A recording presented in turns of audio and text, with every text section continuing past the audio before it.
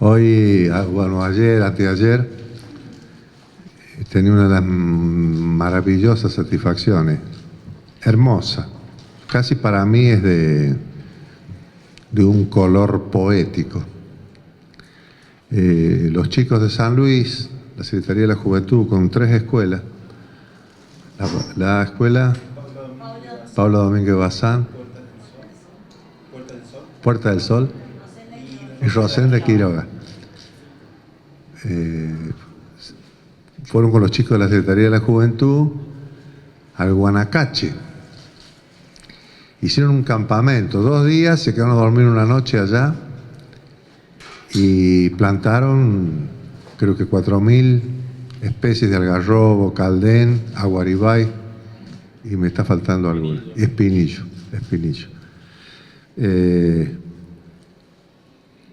Es algo hermoso ver el compromiso que empiezan a tomar los jóvenes sobre la problemática del medio ambiente. Una de las consecuencias terribles de esta problemática del medio ambiente, que tiene más complejidad, pero también lo podemos ubicar en el tema del medio ambiente, es el problema de las migraciones,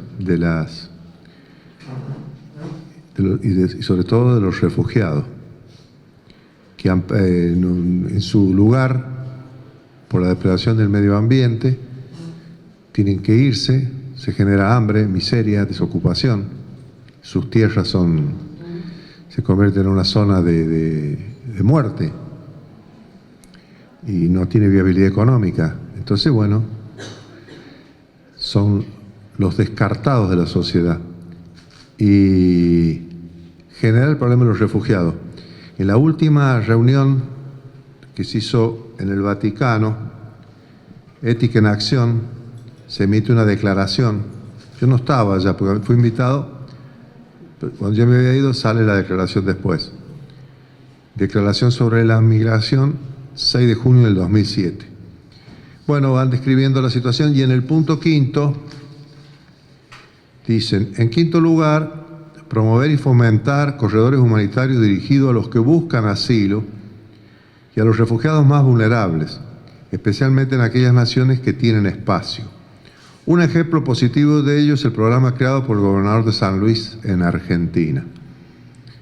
Bueno, imagínense cuando yo recibo esto, la felicidad de saber que vamos, por lo menos estamos haciendo esfuerzos, y esfuerzos que no son solo del gobierno, lo está empezando a compartir la sociedad. Imagínense si lo compartimos todo a este esfuerzo, o toda la energía de los trabajadores, los empresarios, las pymes, el sistema escolar, la educación, lo transmitimos a esto. ¿Cuánto bien podemos hacerle a la humanidad? Creo que fue el 14 de abril de 1912,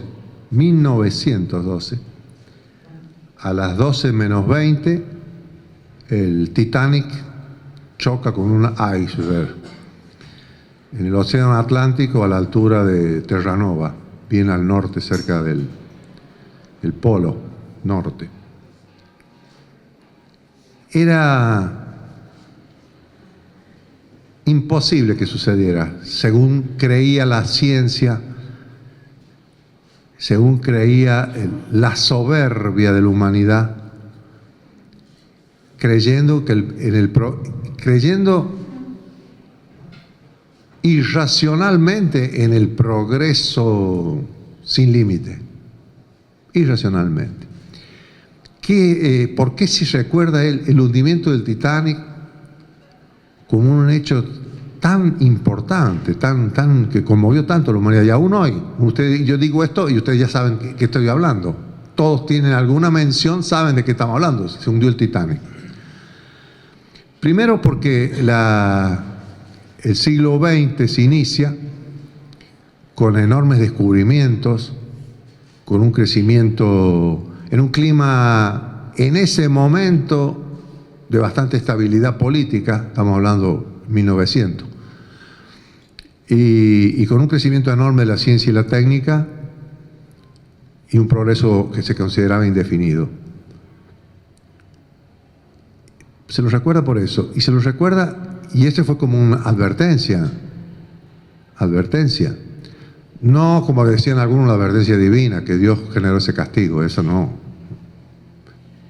Sí una advertencia a creer irracionalmente en el progreso indefinido, irracionalmente, ojo, racionalmente es otra cosa. Y la otra cuestión del Titanic, que es importante tener en cuenta, una de las claves para entender cómo se transmitió a la cultura, es que en el Titanic 1.500 personas murieron, se salvaron, porque pudieron subir a las barcazas 711 personas. El 75% de la tercera clase murió.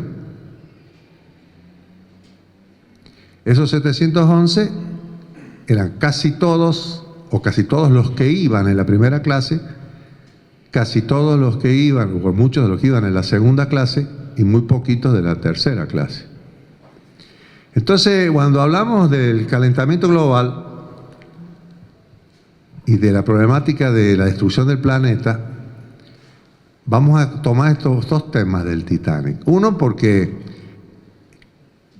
considerar irracionalmente que debe progresar la humanidad en forma irracional a costa de cualquier cosa, con un dicho así, cueste lo que cueste, bueno, genera cosas graves. Y lo último, lo de que muere la tercera clase, es lo que creen los líderes de la humanidad, los grupos dominantes de la humanidad, la clase social de la humanidad, el 1% de la humanidad que maneja el 99% de los dineros o tiene capitales similares al 99% restante, y de los cuales solo 8 o 10 personas tienen el dinero o las capitales o el poder económico de todo lo que es el 1%, solo en 8 o 10 cabezas de empresas o personas. ¿Y qué pasa? Cuando hablamos de calentamiento global, hablemos de todos los acuerdos que se han hecho desde, bueno, la Convención de la Tierra o la primera reunión, la más grande que se hizo en Brasil, a las que han seguido, Copenhague, o la última de París. ¿Por qué fracasan las políticas? Primero, porque creen, nadie quiere ceder el tema del progreso. Quieren que el progreso sea irracional, metámosle para adelante. Y segundo, porque todos los líderes creen que van en la primera clase del Titanic. Y nosotros somos los descartables, nosotros somos la tercera clase. Entonces, que nos preocupemos, ellos no nos van a hacer eco. Es muy difícil. Este es el problema que tenemos, Y aparece casi inesperadamente la encíclica Laudato Si. Las encíclicas todas son nos dicen muchas cosas, y muchas han tenido una presencia en el mundo de la cultura, en el mundo del pensamiento, en momentos claves. Porque en esto hay que reconocerle a los líderes del Vaticano, a los distintos papas y a la Iglesia Católica, que siempre, a veces tardíamente, pero siempre acepta los desafíos de los tiempos. Entonces las encíclicas cabalgan sobre eso, aceptan los desafíos de los tiempos y se pronuncian. Pero esta Laudato Si tiene, en poco tiempo, fíjense que fue dictada un 24 de julio del 16, o sea que ¿cuánto tiene? Un año, 24 de mayo, perdón, 24 de mayo, un año y moneda. Y ustedes dicen Laudato Si y casi todos entendemos.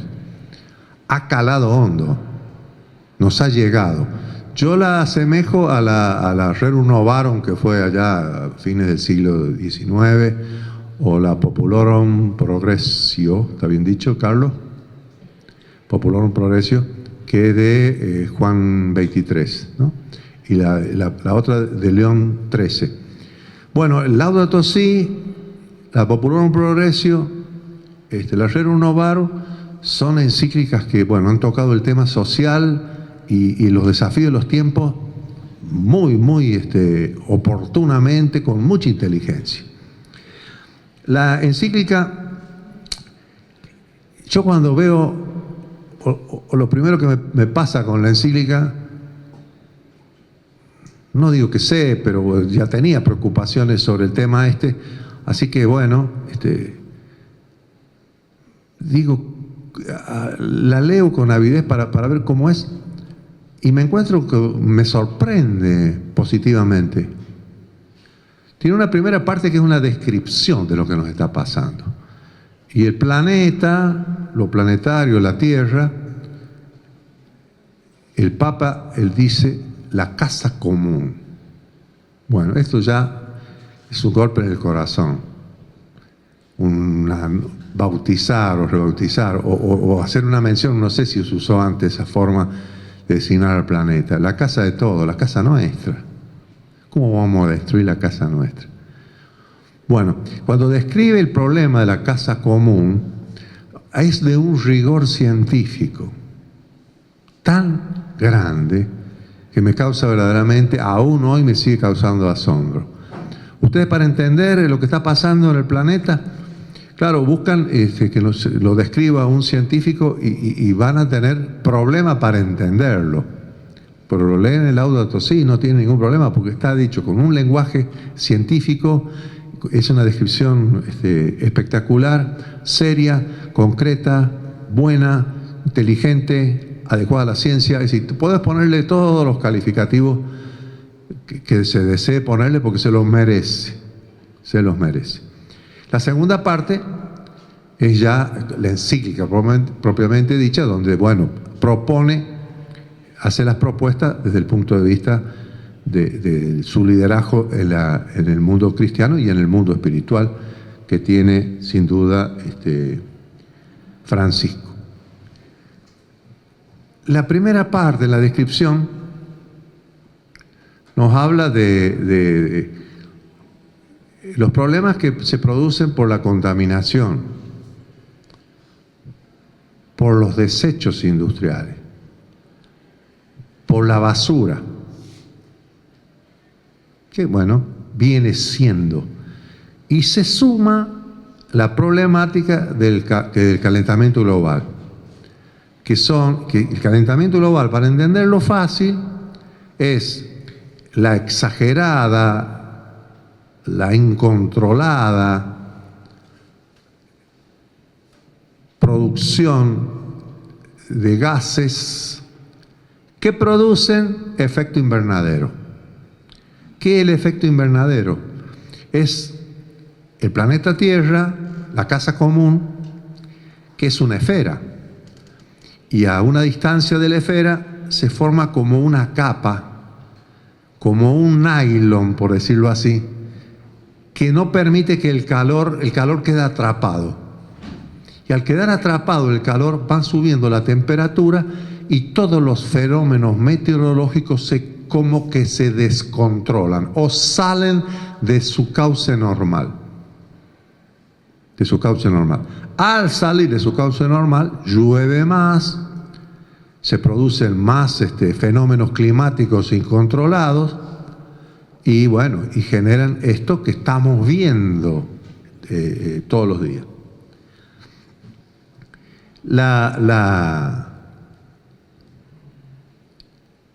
El efecto invernadero, el calentamiento global,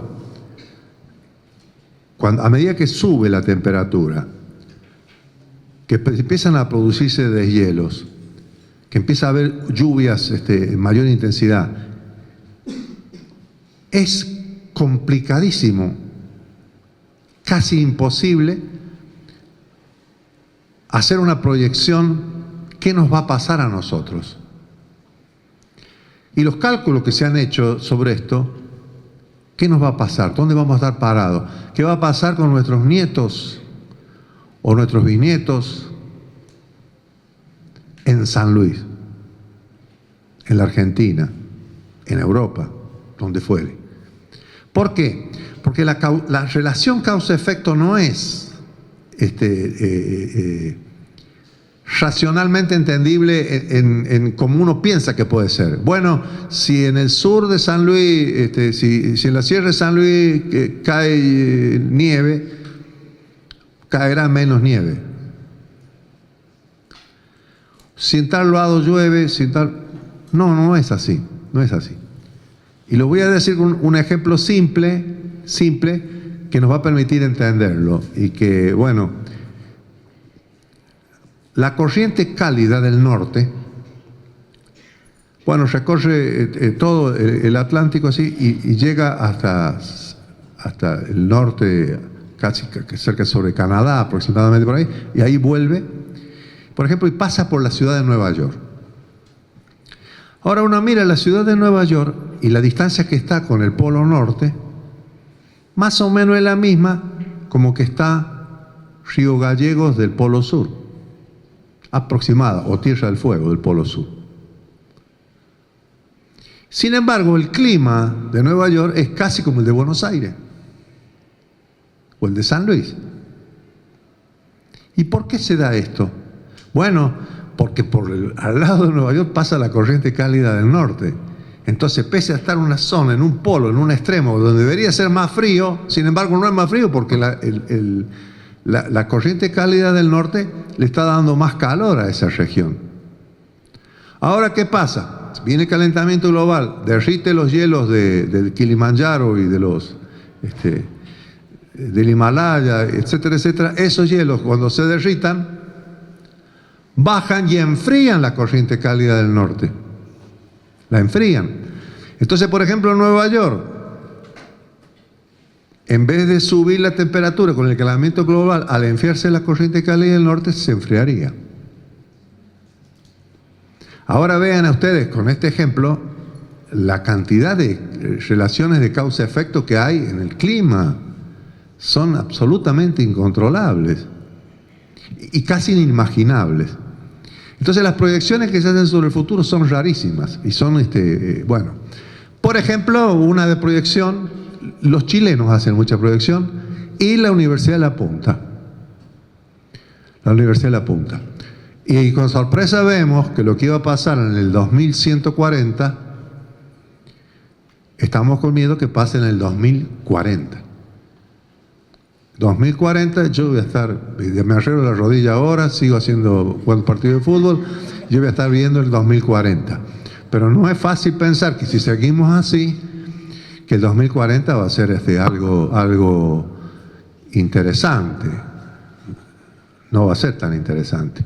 Por ejemplo, hay zonas de nuestras que son subtropicales. Uno dice que bueno subtropical. No está tan mal. Bueno, pero es un subtropical donde no tenemos las plantas subtropicales. Y las plantamos ahora. Y si no se da, hacemos aparte no es tan fácil decir que vamos a hacer plantas subtropicales acá. Bueno, por ejemplo. O viene lo subtropical y también vienen los alacranes y las bichas y los mosquitos y esto y aquello. Y nosotros no estamos preparados para eso.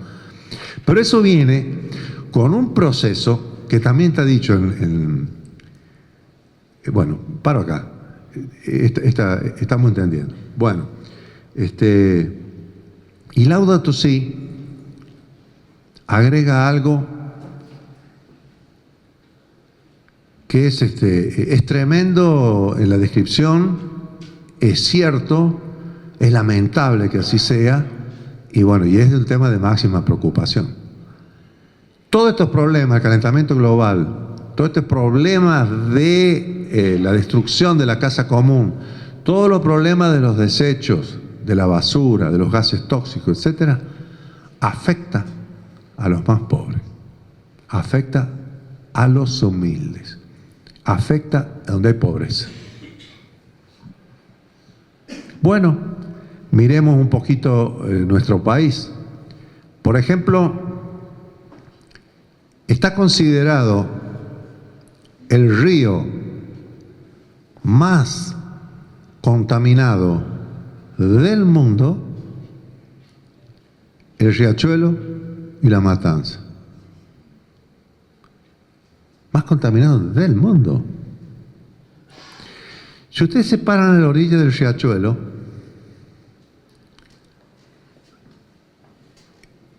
ahí se han hecho como lomadas, así como para que no se vaya a ir de madre y empiece a entrar en los pueblos. Si ustedes se paran y miran, y es un agua, por lo menos ese día, puede tener otro color. Es un agua casi como si fuera un río de petróleo, así negruzco, casi brillante. Y va, con ese río van navegando como irupés blancos, que son manchas blancas, y van como hirviendo. Cuando ustedes miran eso, nos subimos a mirar, y todos los que estábamos inconscientemente hicimos esto. Nos cuidamos y cuidamos al hermano que estaba al lado, al prójimo, que no se fuera a caer. Vos sabés que te caes y te morís. Casi instantáneamente. Bueno, el Riachuelo y la Matanza, a la vera del Riachuelo y la Matanza, hay más o menos 3 millones de habitantes. A la vera del Riachuelo y la Matanza, esos 3 millones de habitantes están radicados en situaciones de villa miseria. ¿A dónde golpean los desechos industriales, la basura? A la población más débil. ¿Quieren verlo? Riachuelo La Matanza. En San Luis,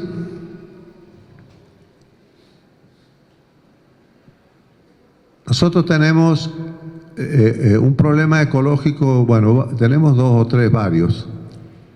Algunos lo hemos solucionado, otros lo estamos solucionando, pero están todos en la agenda,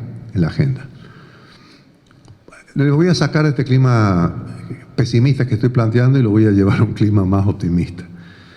Bueno, en el año 2010, creo que fue el 2010, sí, 2010, se dictó una ley en la provincia, la ley 0749, que declara como ley de la provincia, y a partir de ahí es un plan maestro, lo que nosotros llamamos un tratado de paz entre medio ambiente y progreso. Vuelvo. El progreso es un derecho humano. Está en los tratados internacionales. Está en el Tratado de los Derechos Humanos y el Tratado de Nueva York. El derecho al progreso es un derecho de las naciones.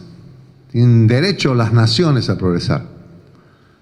Me reduzco. Tienen derecho los pueblos a progresar.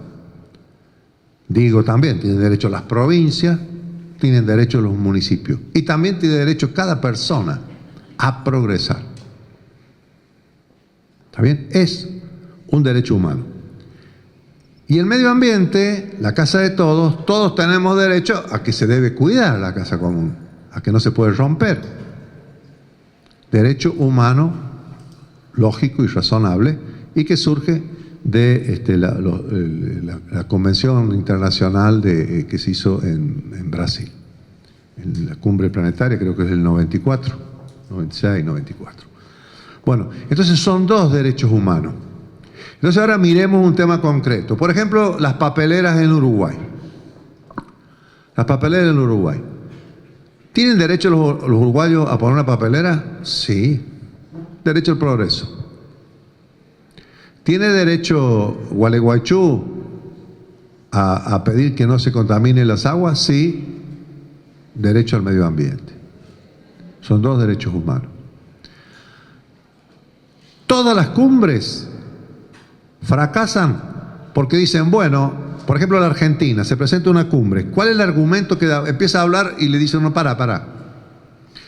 Vos que hablás tanto, la Argentina es uno de los países que más depredación hacia el medio ambiente y más favorece el calentamiento global por el transporte. Ustedes están en aislamiento geográfico y toda venta de mercancía argentina genera un transporte que produce calentamiento global. Así que cada mercadería argentina está produciendo calentamiento global. Entonces nosotros no estamos libres de culpa. No. Y esto le pasa a todos los países, porque cada país tiene le pasa una boleta al otro. Bueno, entonces nosotros mirando esto, escribimos algo que trata de entender esta situación, que es, ¿por qué no hacemos un tratado de paz entre dos derechos humanos que deben trabajar juntos en paz y no en controversia? E inventamos una entelequia, no sé cómo decirlo, un discurso, un razonamiento, que le llamamos Tratado de Paz entre Medio Ambiente y Progreso. Que desearíamos que les contaran en la escuela, en las universidades, se discutiera, se mejorara, se corrigiera, se aumentara. Pero la clave de esto es imposible que al que va a la primera clase del Titanic, que es la clase dominante, que es quien domina el mundo, que son los grupos que manejan tienen la sartén por el mango, no se sientan que van en la primera clase del Titanic y crean que el proyecto debe ser irracionalmente, debe ser irracionalmente y sin límites. Entonces, ¿qué se trata de buscar? Bueno, sí, está bien, hagamos los tratados de defender el medio ambiente, pero yo no firmo. Estados Unidos no. China no. Después entran y después ahora el señor Trump dice sí, pero no. Va en la primera clase del Titanic. Él cree que a ellos no les va a pasar. O esperan que ellos siguen y nosotros cuidamos el medio ambiente y ellos, bueno. Entonces, una propuesta para poder conversar racionalmente estos temas es esto que hemos planteado nosotros en San Luis, que es el Tratado de Medio Ambiente y el Progreso. Leo simple algunas cláusulas que son casi todas declarativas, son casi románticas, son poco operativas, pero es un inicio cultural fuerte, porque fuimos los primeros. Y les comento que esta forma de encarar las cosas, cuando viene a San Luis, el que fue vicepresidente de los Estados Unidos, que ganó la elección popular y perdió en los convencionales, que fue el señor Al Gore, que pierde la elección con Bush, él cuando lee el tratado nos invita a San Luis a sentarnos al lado de él en la cumbre de Copenhague. Así como el Papa hizo esta mención, o el Vaticano, sobre los inmigrantes, en ese momento Al Gore nos llamó y nos sentamos en la cumbre de Copenhague al lado. Pero fracasó la cumbre de Copenhague, porque en el último momento ningún líder fue. O se volvieron o no quisieron entrar, porque todos tenían que limitar, racionalizar el progreso. Bueno, Tratado de Paz entre Medio Ambiente y Progreso. Por ejemplo, primero, en el espíritu del hombre reside una fuerza que lo impulsa a mejorar continuamente las condiciones, en el espíritu del hombre reside una fuerza que lo impulsa a mejorar continuamente las condiciones de su existencia. Progresar es un derecho. La vida del hombre se nutre de los dones de la naturaleza. Su protección es un derecho. La inteligencia del hombre y la lógica de la naturaleza deben entrar en diálogo y asociarse. Esta es la paz entre el derecho al progreso y el derecho a un ambiente sano. El progreso será propiamente humano, en armonía con un ambiente equilibrado, y al mismo tiempo la protección y la restauración del ambiente serán factores de progreso. De la sabiduría de los pueblos originarios podemos aprender cómo se hace esta paz. En el Estado social y democrático de derecho, la paz entre el progreso y el medio ambiente es un compromiso fundamental de la justicia social. Haremos la paz del agro, las industrias y las ciudades con la pureza del agua y del aire, la diversidad de la flora y de la fauna y la riqueza de los suelos. Habrá paz entre la generación de energía y el clima de la tierra, entre la producción, los residuos y la limpieza de los ecosistemas y entre el consumo y los recursos. Con esta paz recompondremos el ambiente dañado y haremos la prevención y la contención de catástrofes ambientales. Bajo esta bandera de paz, los ciudadanos y los gobiernos educaremos a nuestros hijos y ordenaremos nuestras actividades. Conservaremos así un planeta habitable para las generaciones futuras. Me siento orgulloso que San Luis haya propuesto tratado de paz. Nosotros pensamos que es el camino, es la salida. Por eso nuestro Ministerio de Medio Ambiente, y dentro del medio ambiente, tiene una secretaría o programa de medio ambiente y otro de agro y otro de industria, y tienen que dialogar para resolver y que nunca se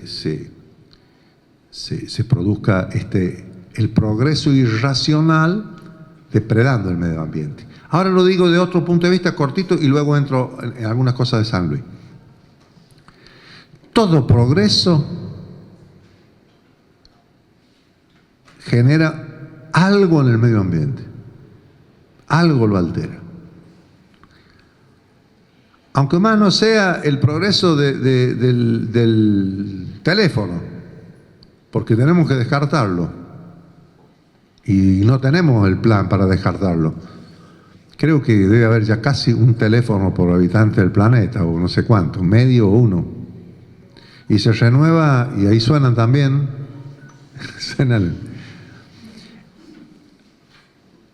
y se renuevan cada 6 meses, hoy un año. ¿Cuánto dura un teléfono? Hasta que viene uno nuevo y otro, y otro, y otro, y el iPad 1, el 2, el 3, y el no sé cuánto, y el, bueno. Y eso hay que tirarlo, y se los tira, y las computadoras, uno empieza a tener en su propia casa basura de computadoras que ya no sirven. Y uno la va dejando porque piensa que la va a rescatar algún día, pero te das cuenta al final que cada vez es más basura que antes, porque no sirve para nada. ¿Qué hacemos con eso? Bueno. Esto entonces es bueno el tratado entre medio ambiente y progreso, porque el progreso genera tocar el medio ambiente. Entonces es bueno que haya un diálogo, que se sienten los hombres del progreso y el medio ambiente y las resoluciones la tomen. Todo el progreso racional que no afecte el medio ambiente. Y si lo afecta, que tenga su compensación racionalmente escrita por los ambientalistas. El fundamentalismo de uno y de otro lado es una catástrofe. Porque el fundamentalismo, por ejemplo, vamos a citarlo porque, bueno, pobrecito se ha puesto como una bolsa de un punching ball. El fundamentalismo del señor Trump de creer que el progreso indefinido y irracional no afecta el medio ambiente es como no haber leído los libros de ciencia, que ya la ciencia está de acuerdo en esto.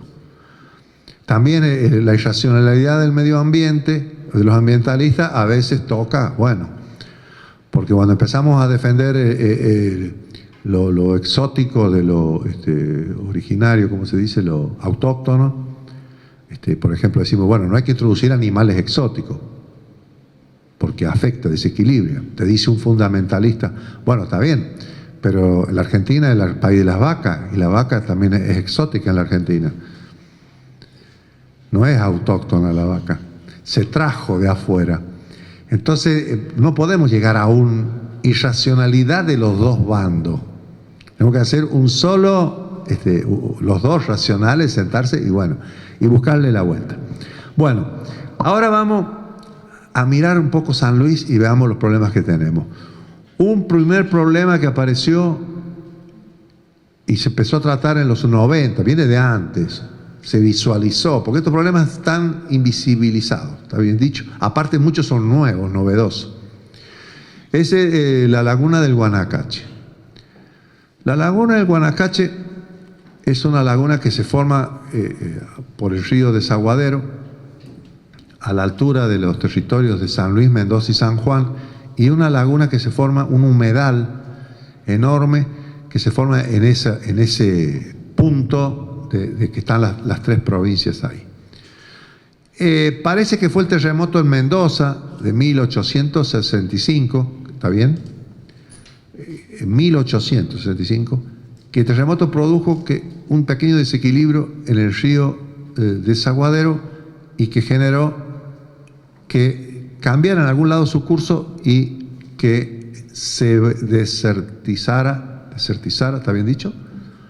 El Guanacache y dejara de ser humedal. Bueno, nosotros logramos convertirlo en sitio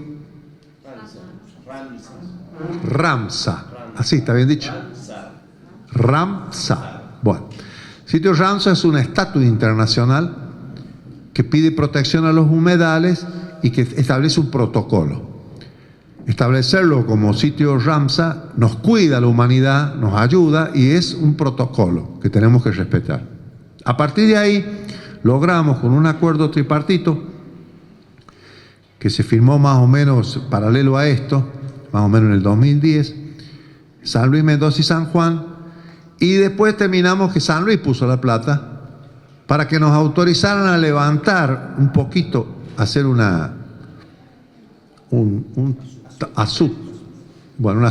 talud diría yo, o lo que fuere, una pequeña presita sobre el desaguadero, y eso empezó a juntarse el agua para atrás y se volvió a formar el humedal. Bueno, esto hay que profundizarlo, seguirlo, continuarlo. Los chicos fueron ahora, plantaron árboles y sembraron pejerrey. Llegan a funcionar eso, sería maravilloso, porque le devuelven la vida a la humedad. Otro problema fue el descarte de las basuras, los desechos industriales, etc. Nosotros tuvimos suerte, no talento, suerte, que nuestras industrias, las que se radicaron en San Luis, eran poco contaminantes o no generaron una gran contaminación. Tuvimos suerte, yo no digo talento, suerte. No teníamos este tratado, no sabíamos tanto del tema, nadie lo ponía en la agenda, entonces uno como que no se daba cuenta. Pero tuvimos suerte y no se produjo esto.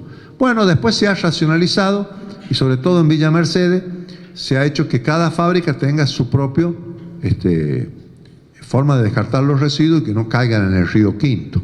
Y esto se ha logrado y vamos bastante bien en este sentido. Pero nos apareció un problema nuevo que primero no sabíamos que era un problema. Al contrario, primero pensamos que era algo lindo y estábamos contentos. Un día, por allá por el 2009, 2010, aparece un río nuevo. Entonces, bueno, imagínate, río nuevo. Y le pusimos el nombre, Río Nuevo. Estábamos recontentos. Tenemos un río nuevo. Qué lindo tener más agua. Bueno, y después los estancieros, la gente de campo, empezó a llamarnos la atención. Che, preocúpense por el río. Bueno, la cosa que, bueno, yo ahora llego al gobierno y me dicen del río Nuevo, yo lo voy a ir a ver, primero que voy a hacer. Y efectivamente, asumo en el 2016. 2015. Epa. Bueno, entonces el laudo TOSI es del 2015, 24, 2 años, ahí está, no un año, 2. Bueno, asumo en el 2015 y en enero del 2016 voy a la cuenca del Morro. Y con la observación simplemente uno empieza a darse cuenta cómo es el problema. Si ustedes van a la cuenca del Morro, ya le voy a describir cómo es la cuenca del Morro, van a caminar y zona que ustedes se dan cuenta que es casi toda de arena. Es un piso arenoso, fundamentalmente de arena.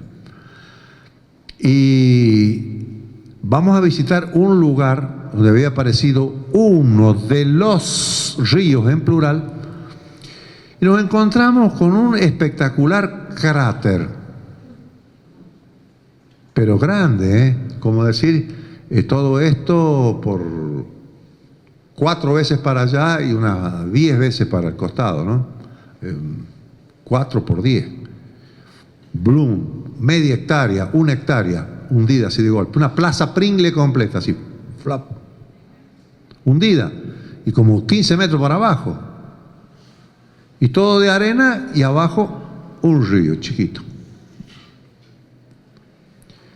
¿Y esto qué es? Bueno, dice, un día estábamos, yo lo voy a contar muy, muy natural porque se entiende más fácil que hacer la otra, también vamos a intentar la otra descripción. Bueno, un día estábamos y sentimos un ruido como un temblor, un terremoto, como explosión de algo, explotó algo, un movimiento, y al otro día fuimos y encontramos esto, un cráter. Pero este no es el único. Hay 30, 40 cráteres más en la cuenca del Morro. ¿Qué es esto? Bueno, ahora lo voy a describir también un lenguaje bastante vulgar. Pero este lenguaje vulgar es bueno porque uno lo entiende. El lenguaje científico por ahí no lo entiende. Entonces le cuesta, deja de leer uno, pero bueno, esto es bien claro. La cuenca del Morro es como un rectángulo enorme que es irregular, un trapezoide, ¿no? Trapezoide. Y no necesariamente trapecio, tiene más lados que un trapecio. Bueno, vamos a decir un trapezoide, que va desde Villa Mercedes a Justo Darac, y después busca el Morro, y del Morro hace otra línea de lo que sería los cerros del Morro, esa región, y viene hasta Villa Mercedes. Y como que desemboca esto en el río Quinto. Esto, a siglos atrás, era un bosque de caldenes. No se veía el cielo, la altura de los caldenes. Caldén, el árbol típico de la región pampeana de Puntana y hasta La Pampa. Todo esto hasta el Morro. Caldenes, algarrobo y otros. Bueno, y cuando nace el Morro, no sé, los movimientos de la tierra, el Morro está más elevado. Y hay como el desprendimiento de la erosión, es un desprendimiento de arena.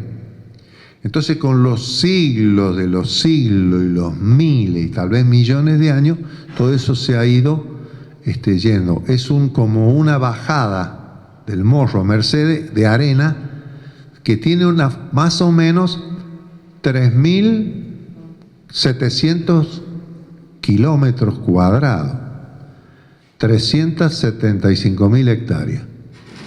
370.000 hectáreas. Eso, arena que baja, que hoy le han sacado todos los caldenes, los algarrobos, y está desertificado. ¿Está bien? Bueno.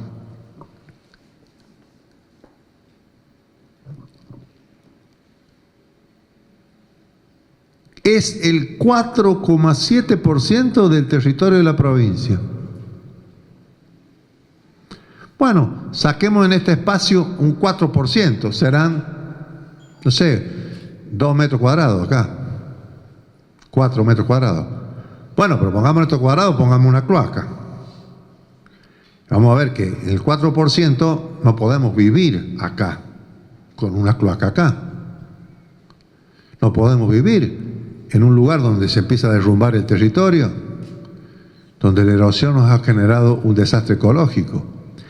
Y no podemos vivir, y ahora viene el Laudato Si, y qué razón tiene Francisco, cuando el primer castigado son los barrios humildes de Villa Mercedes. ¿A dónde fue a golpear en el primer lugar? A esto que está pasando en el barrio Eva Perón de Villa Mercedes, que es un barrio de trabajadores, pero de los más humildes. No golpeó en el centro de Mercedes, golpeó en la periferia. Golpeó en la periferia. ¿Cómo? ¿Qué pasa? Bueno, las napas de agua llegan a cierta altura, por abajo de la tierra. Están, digamos, a 8 metros, 10, 15 metros bajo la tierra. Hay que cavar 10, 15 metros, 20 y encontramos la napa. Bueno, al sacarle los árboles, las napas empiezan a subir, porque los árboles toman agua y las hacen disminuir o la mantienen equilibrada. Usted le saca todos los árboles y empieza a subir. Lean cualquier libro, un eucaliptus, por ejemplo, toma 50 litros de agua por día. 50. Ahora pongan un bosque de Caldén en 375.000 hectáreas, un bosque de Caldén, ¿cuántos litros de agua toman por día? Ahora, sáquenselo y eso no se toma. Entonces las napas freáticas empiezan a subir. Súmenle a esto la mayor cantidad de lluvias por el calentamiento global. Se acumula más agua abajo, más sube. Y ahora agréguenle la palabra soja. Y agréguenle a la palabra soja lo que se llama el glifosato. Y ahí tenemos un combo trágico. El glifosato es un químico utilizado para matar todo yuyo, toda planta que no sea transgénica. ¿Está bien dicho? Toda planta que no sea transgénica la mata el glifosato. Las plantas se hacen transgénicas para que sobrevivan al glifosato. Se las toca en su ADN, ¿no? Bueno, entonces sobreviven al glifosato. Entonces, ahora plantás la soja y haces el riego de glifosato, mueren todos los yuyos y la soja sube. El maíz, el trigo y las plantas transgénicas. Bueno. Pero además, el glifosato genera, que es un químico maravilloso para este uso, pero es como el progreso irracional. Genera además como una especie de manto en la tierra, como si fuera un casi imperceptible nylon, una tela impermeable. Entonces no permite que la humedad que penetra se vaya. Y esto hasta 60 centímetros, que es la medida de la raíz de la soja. Ahora busquemos el combo.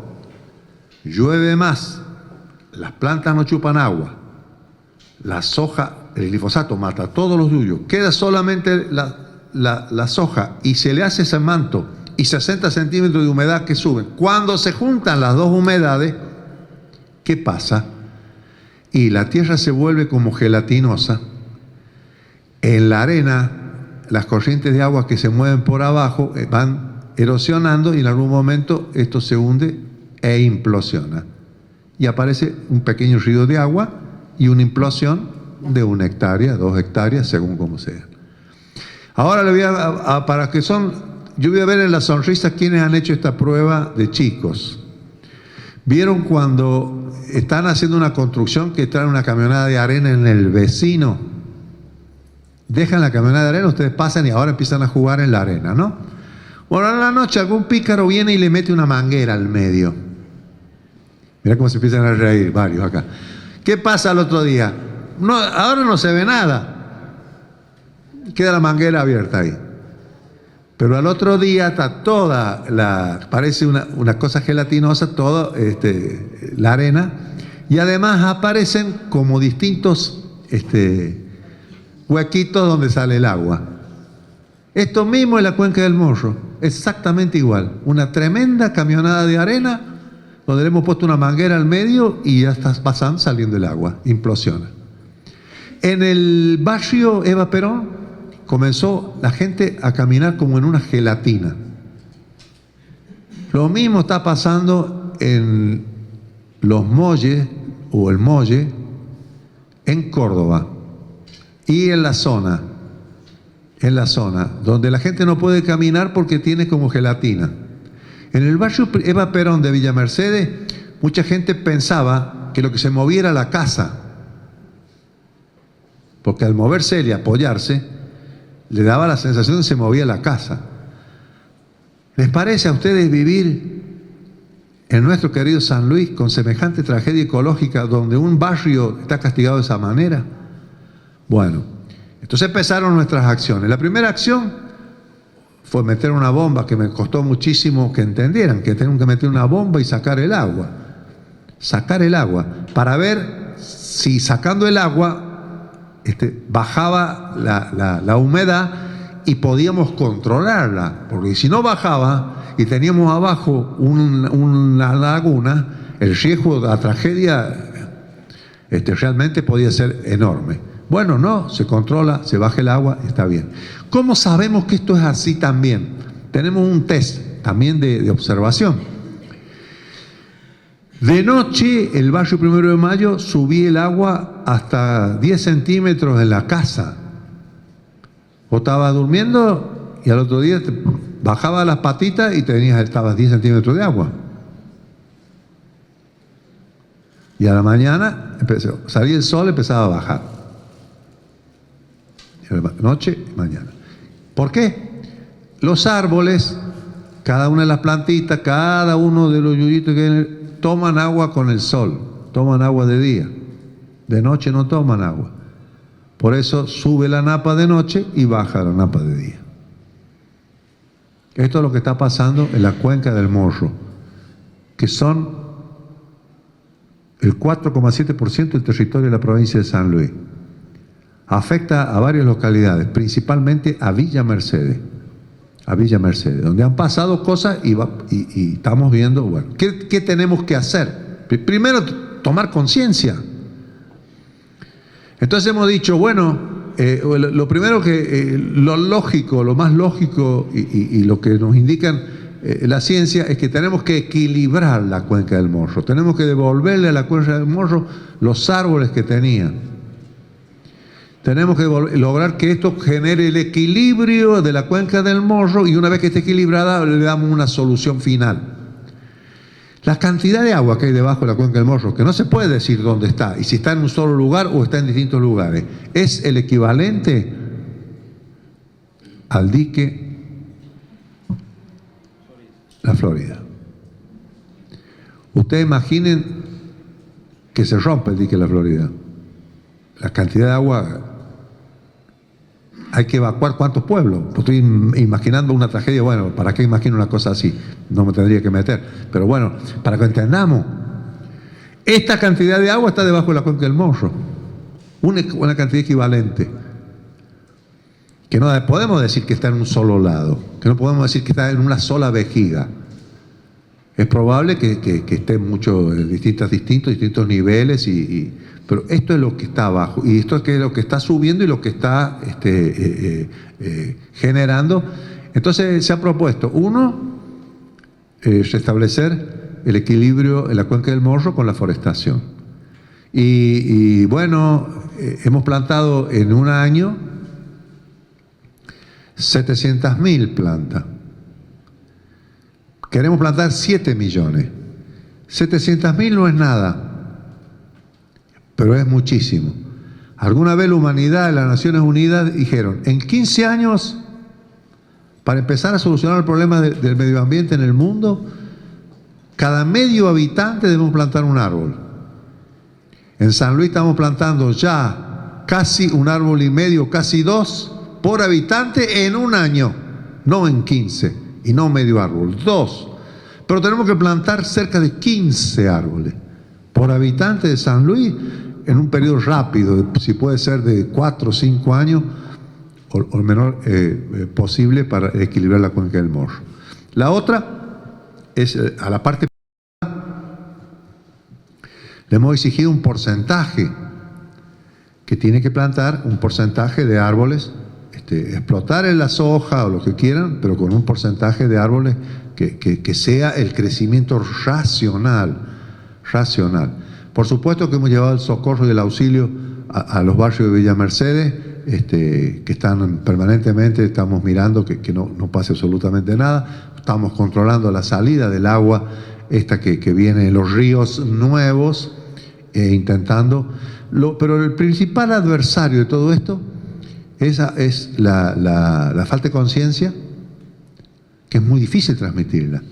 Porque acá pasa algo también, y estoy terminando, porque yo me embalo y no me doy cuenta que, bueno.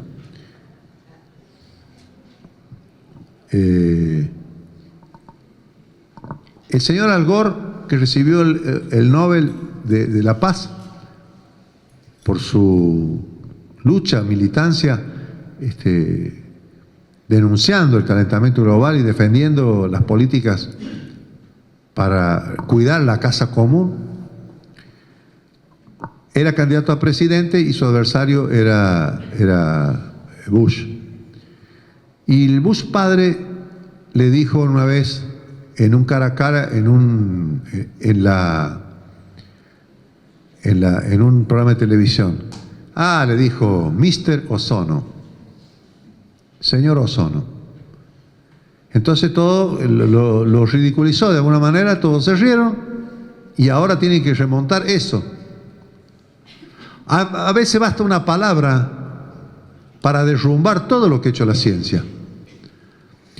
La ciencia es las academias, el pensamiento del mundo, que tiene toda una serie de controles para llegar a precisar que esto es algo científico, un hecho, no sé cómo se dice, un fenómeno científico, comprobable, que está avalado por la ciencia. Bueno, pero basta la ignorancia a veces de decir, esto es una soncera, o no va. Como ha hecho el señor Trump, que le da un portazo a lo que dijo Estados Unidos en la Convención de París, y dice que, bueno, que Estados Unidos se aparta del Tratado de París. Esto es dificilísimo remontar. Entonces, bueno, las perspectivas tienen que ser optimistas cuando uno ve a los chicos de San Luis en la laguna del Guanacache plantando árboles. Esto es lo optimista, esta es la foto, la imagen de lo que tenemos que hacer. Y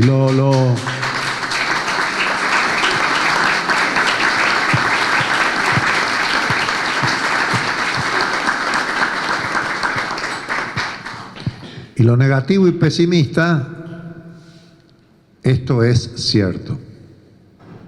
Así de fácil. Bueno, muchas gracias.